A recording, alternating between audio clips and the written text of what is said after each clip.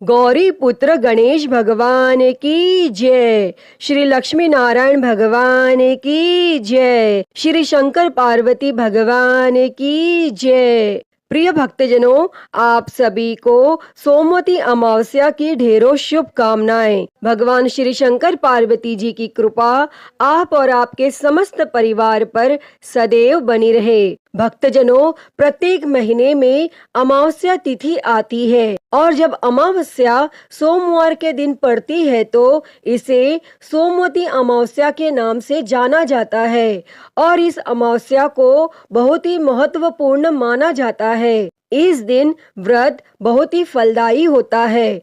इसका वर्णन प्राचीन ग्रंथों में भी दिया गया है और कोई भी विवाहित स्त्री यदि इस दिन व्रत रखती है तो उसके पति की आयु में वृद्धि होती है और इस अमावस्या को व्रत रखने से पितृदोष का भी निवारण हो जाता है। और जो भी व्यक्ति अपने जीवन में किसी प्रकार की समस्या का सामना कर रहा है उसे इस दिन व्रत अवश्य ही रखना चाहिए। और इस दिन यदि आप गंगा में स्नान करते हैं तो इसका फल निश्चित ही मिलता है। तो भक्तजनों, आज हम इस वीडियो में सोमवती अमावस्या की पौराणिक कथा सुनेंगे। यह कथा भगवान शंकर व माता पार्वती जी के विवाह से जुड़ी हुई है और आज के दिन इस पवित्र कथा को सुनने से हमारी समस्त मनोकामनाएं पूर्ण होती हैं और संकट दूर हो जाते हैं। तो आप सभी भक्तजन पूरी श्रद्धा, ध्यान पूर्वक और प्रसन्न चित्त मन से इस कथा को पूरा अवश्य सुनिएगा। तो सभी प्रेम से बोलिए श्री शंकर पार्वती भगवान की जय। सर्व देवी देवता की जय।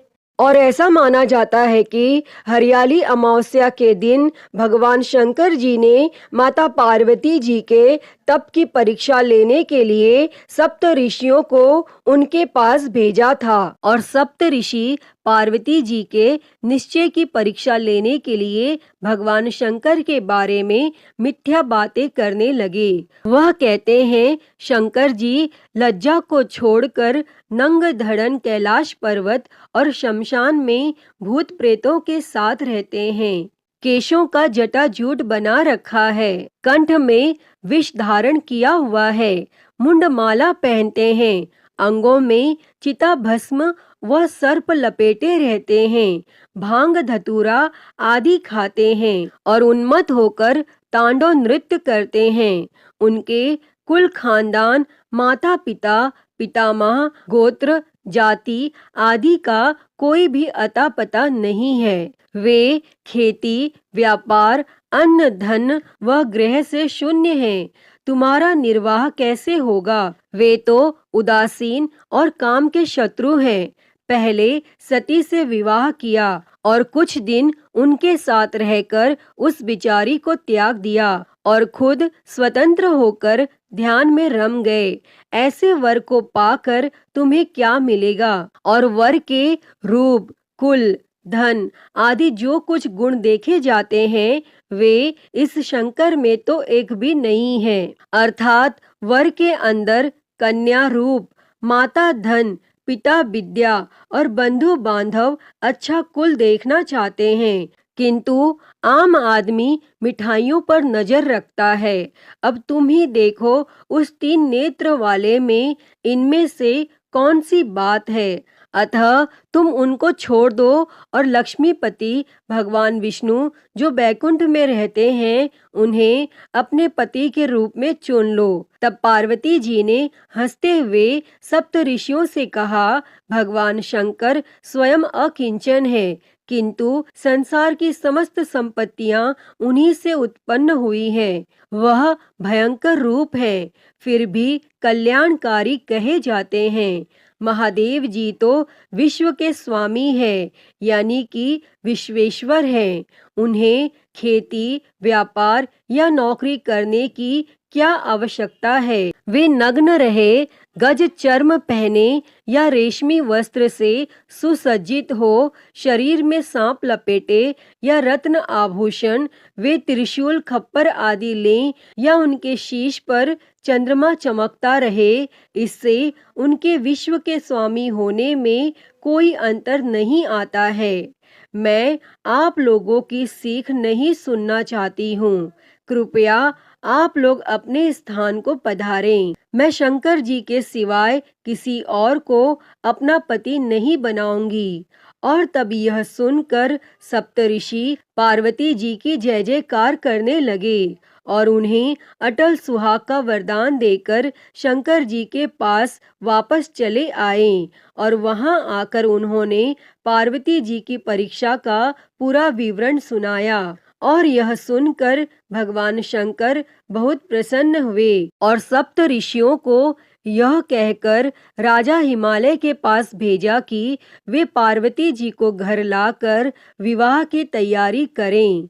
तब सप्त ऋषियों ने शंकर जी का समाचार राजा हिमालय को सुनाया तो वे बहुत प्रसन्न हुए। तब राजा हिमालय अपनी पत्नी व अन्य सुहागिन स्त्रियों के साथ सज धज कर नाचते गाते हुए पार्वती जी के पास गए और उन्हें अपने घर ले आए। तब राजा हिमाचल के घर नित्य उत्सव होने लगे और खुशियां मनाई जाने लगी और मिठाइयां बांटे जाने लगी। तो सभी प्रेम से बोलिए शंकर पार्वती भगवान की जय। प्रिय भक्तजनों, आइए अब सोमवती अमावस्या की दूसरी कथा को सुनते हैं। तो आप सभी भक्तजन बड़ी ही श्रद्धा पूर्वक इस कथा को सुनिए, क्योंकि इसका फल भी अनंत है। प्राचीन कथा के अनुसार एक बार एक गांव में गरीब ब्राह्मण का परिवार रहता था। उसके परिवार में वह, उसकी पत्नी और एक पुत्री थी। समय के साथ साथ पुत्री बड़ी हो रही थी और उम्र बढ़ने के साथ साथ पुत्री में स्त्रियोचित गुणों का भी विकास हो रहा था।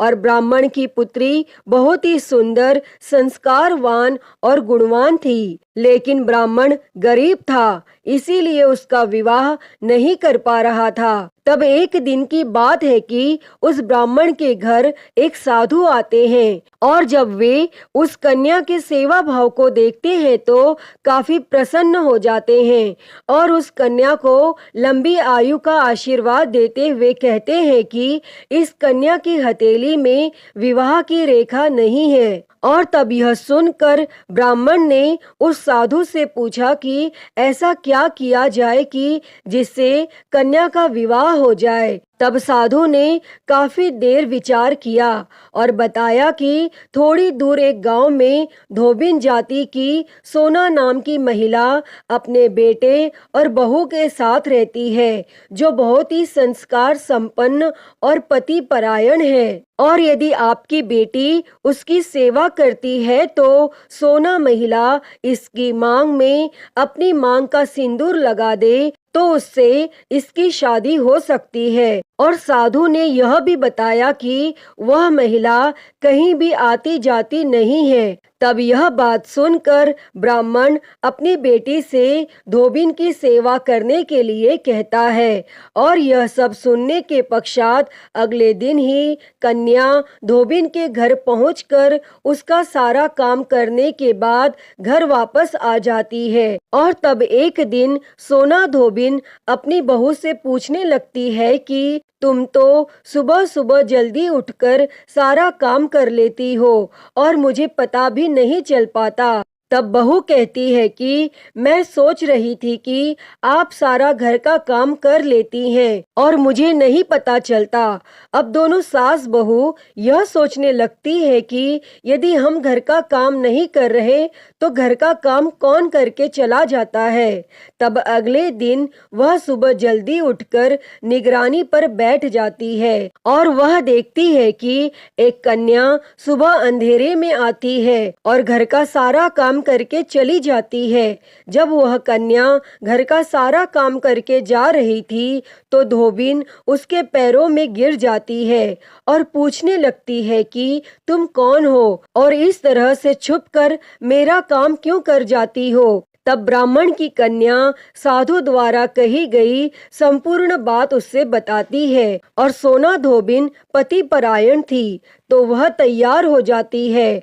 उस समय उसके पति थोड़े अस्वस्थ थे और वह ब्राह्मण की कन्या के साथ जाते समय अपनी बहू से कह जाती है कि मेरे लौटने तक घर ही रहना। और जब सोना धोबिन अपनी मांग का सिंदूर उस कन्या की मांग में लगाती है तो इससे उसका पति मर जाता है। और जैसे ही यह बात धोबिन को पता चली तो वह घर से यह सोचकर चलती है कि कहीं रास्ते में पीपल का पेड़ मिलेगा तो उसे भौंरी देकर और परिक्रमा करने के पश्चात ही वह जल ग्रहण करेगी, क्योंकि वह घर से निर्जला ही चली थी और उस दिन सोमवती अमावस्या का दिन था। तब ब्राह्मण के घर पहुंचने के पश्चात उसने पूरे पकवान नहीं खाए। उसकी जगह उसने ईंट के 108 बार टुकड़े करके पीपल के वृक्ष को 108 बार भौंरी देकर परिक्रमा की और उसके पश्चात ही जल ग्रहण किया। तब ऐसा करने से उसके पति फिर से जीवित हो गए और उसी दिन से सोमवती अमावस्या का महत्व स्थापित हो गया। पीपल के वृक्ष में देवों का वास होता है और जो भी व्यक्ति इस अमावस्या के दिन व्रत कथा को ध्यान से सुनता है अथवा पढ़ता है, भगवान निश्चित ही उसकी सभी मनोकामनाएं पूरी करते हैं। इसीलिए सोमवती अमावस्या के दिन से शुरू करके जो व्यक्ति हर अमावस्या के दिन भौंरी देता है उसके सुख और सौभाग्य में वृद्धि होती है।